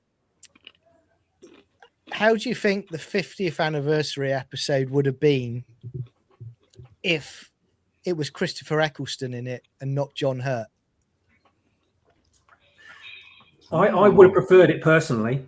That would have been amazing. I would have loved to have the three of them together on screen, and that's what I was hoping for. And I didn't know about the politics behind the scenes, so I was gutted when I found out he wasn't in it. And I thought I'm going to give it a shot anyway, because, you know, the writers are pretty good, and I think with what they had, they did a good job. John Hurt was great, actually. Yeah, but man, I just wish that Eccleston could have been in there as well as John Hurt. That would have just been the greatest, wouldn't it? If, you know, having them all together.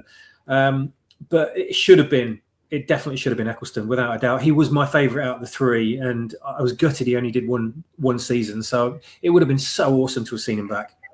He was a great Doctor, and I agree with you. It would have been great if he had been in it. I think it would have, as much as I love John Hurt, I just think it would have been so much better with Eccleston. I do also think that it would have also stopped them setting a precedent, which resulted in them going back and altering the history of the show under Chris Chibnall's era, with you know, the timeless child nonsense. The 50th gave him the idea to go back and do that because someone had done it before. I would have also loved to have seen McGann back in it with them as well. You know, that would have been great. I always remember the 50th, when Moffat actually said, guys, he said something along the lines, and I'm paraphrasing. He goes, he could just never believe that McGann's Eighth Doctor was the Doctor that was fighting the Time War. Now, I 100% believe he could. Yeah, McGann can hold bollocks. it. Yeah, McGann can 100% carry it, and I think it's just such a shame because, you know, again, Ian doesn't like him. I do. The early Big Finish audios with McGann are great, and it just shows how good of a Doctor he is. But Eccleston, you know, he was blacklisted for a decade. But I think they talked about it was going to be a very different concept, wasn't it? The story, if he had been in it, from memory. I think no, it wasn't. It was going to be what it was going to be, barring changing a few things. As far as I know, the history behind it. The problem was that.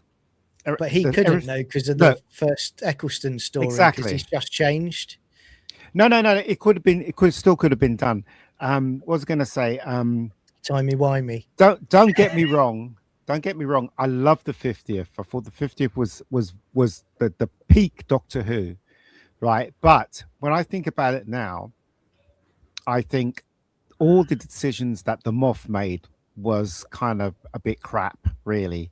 His explanation why they got hurt was because they want to have a big movie star in your film. John Hurt's not a movie star. He's a well-known actor. Brad Pitt is a movie star. George Clooney is a movie. Well, according to Quentin Tarantino, he's not. But Brad Pitt is a movie star. That's what we're talking about here.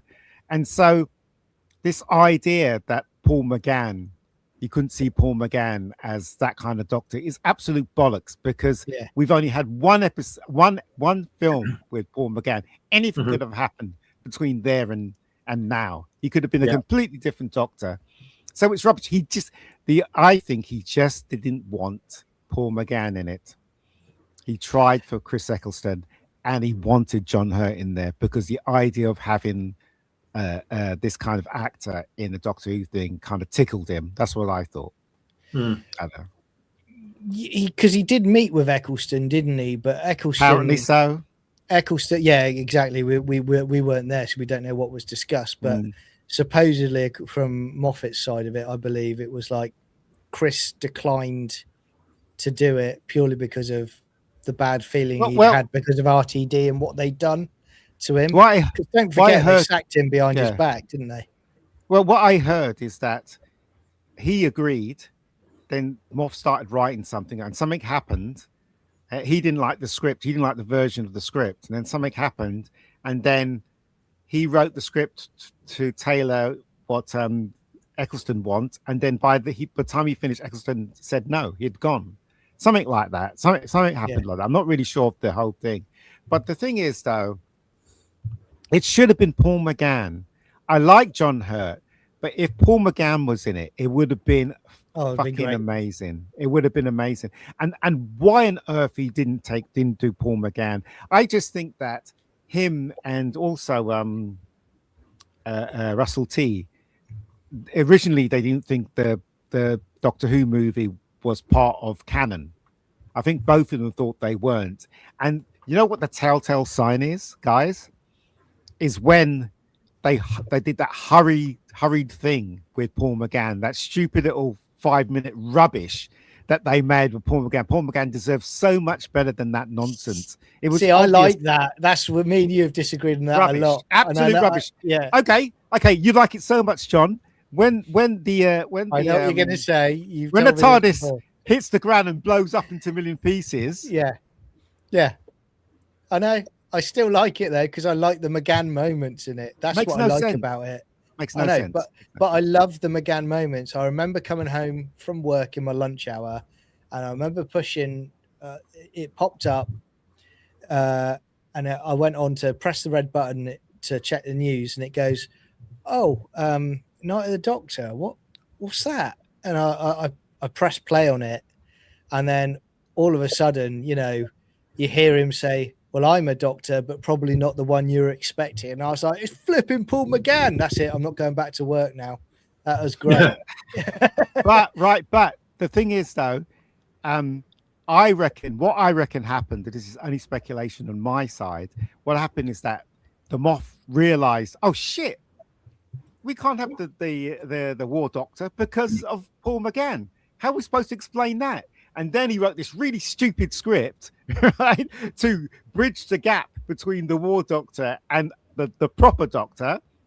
And then he went to the BBC and said, quick, I need a bit of money. That's why it looks so cheap. That's why it's one set, one stupid thing at the end, and he changes into the War Doctor. Absolute bollocks. Paul McGann doesn't deserve that kind of nonsense. He deserves a full episode. If you're going to do that, give him a full episode. They didn't. Disrespected. Fuck them. I know guys, when they actually got to that point where they actually started acknowledging that McGann was the 8th Doctor, because it was the 3rd season, and it was the it was obviously the one where Tennant's a teacher, Human Nature, and he's got the journal, and Martha's looking through the journal, and there's all the ink, the pencil drawings of the Doctor's faces, and McGann's 8th Doctor is one of them. So when I saw that, I was like, oh, okay, they're now acknowledging it. Yeah. But you contrast that, where they were actually paying respect and they were actually trying to be sensible and tying things in. You contrast that with RTD2 bollocks, when the one I'm not even going to say the name, but the one where Shooty has a lover in it or something. But they had a bit in it where there's holographic projections, and there's Richard E. Grant's Doctor from the animated episode that pops up, and there's no explanation for it at all. And I think I saw some interview of RTD, and you knew from that interview he had no interest in tying things together. He just wanted to throw it in there. And I think that's what they were doing. They were using that so they could use McGann as the 8th Doctor if they decided to early on. Yeah, but John, you know what it is, okay, right? Is like him and Klutzman, and I don't know where Klutzman his thoughts are coming from. Maybe he has a child that's trans. I don't know. There's always a reason why people make TV shows about trans, right? Don't you see what they're doing, right? For someone to be trans and someone to have that attitude about the woke agenda, the woke agenda does not have any logic in there. Being trans and saying that you have period pains as a man because you think you're a woman has no logic in there. Therefore, the stuff that, because RTD believes in that, therefore the stuff that he writes doesn't have any logic. Yeah. Has no logic. None of it, right? That's what they're doing. What they're saying is logic should not exist in the real world. It's rubbish. We should do what we want to do, be what we want to be, screw everybody else, and all of you have to comply to how we think. That's how they've done it. Yeah. Again, they've turned it into more sort of LGBT fantasy now than they have science fiction, but I think that movie, that 50th, as much as I love Capaldi, I think that was it. I look back now and I think it should have stopped there. Yeah. It should have stopped at the end of the 50th, because that would have been a nice ending point for it, at least for a few years, until you came back with a new idea. Because, as I said, I love Capaldi. I thought he was great as the Doctor, but the writing let him down in that era. There were some really bad stories, but then it led the way into, we hit the woke period where they started putting all of that into Capaldi's final season. And then we got Jodie Whittaker, and then we got Ncuti Gatwa. And here we are now with the big mushroom cloud over the logo of who. I like Capaldi, but they should never have gone from Matt to Capaldi. You know why? Because Matt had just opened the door to the Americans. The Americans were crazy about Doctor Who. And when Matt joined, it was shown everywhere in America. There was a huge fan base. And as soon as they put someone old in that role, all of that disappeared. I like Capaldi, but Capaldi should never have come after Matt Smith. It killed it in America. And if that's the case, Ian and guys, isn't that such a shame now? Because, we're talking about, you look at the Doctors of the past, and how old they were. by comparison compared to the new Who Doctors. It's such a shame now we've got to that point that you can't cast someone older because potentially they won't be received well. No, you're looking at it wrong. That was a different time, right? That was a different time. Okay, if you go back to the 40s, Humphrey Bogart was 50, going close to 50, and he was dating, what is it, Lauren Bacall, which was she was 21. In those days, they accepted that stuff. In the 70s, we accepted that John Pertwee was the Doctor. Doesn't matter how old he was. But we're talking about this era. We're talking about the Matt Smith's era, where they conquered America. They fucking threw all that down the toilet by casting Bacaldi. It doesn't matter if it was the right thing to do to cast Bacaldi. I say it was the wrong thing to do because you had the audience in your hands and you just shoved it down the toilet. They took the audience. They took the audience for granted, 100%. That's what they did. I think ego. I think it's ego, John. Ego threw them off because the Moff, he wanted to go back and he goes, "Oh yeah, let's get someone like John Pertwee in, whatever. So let's get Bacaldi." It's bollocks. You've got to listen to the fan base. You've got to listen to what they're doing. You've got to see what they're doing, right? Because you're making stuff for them. You're not making stuff for you. It's got nothing to do with you. Yeah. Yes, you've got to have an opinion, left to go right, whatever. But don't screw around with the fan base. That's exactly what he did, and he killed it. The irony is now that they're probably, the way they treated and got rid of Capaldi, they're probably looking at it exactly. Now. They're probably going, "Oh, I wish we had Doctor Who like the Capaldi era where we were getting decent viewing figures. Look what we've done to it," because they would dream to get the views that Capaldi was getting at the time now. But hey, that's another story for another time, I suppose, isn't it? Really.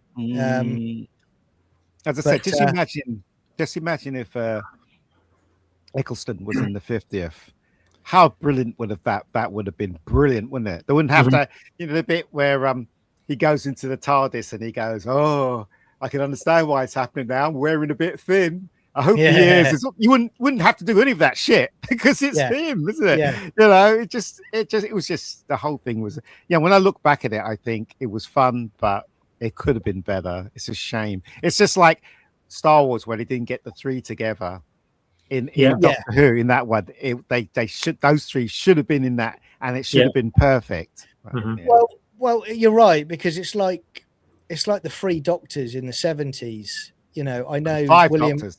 Yeah, and I know William Hartnell was really unwell at that time. So three Doctors. They could only do a certain scene of him in a capsule. Yeah, but you punch the air that moment you see the first Doctor turn up, and he basically just commands both of them.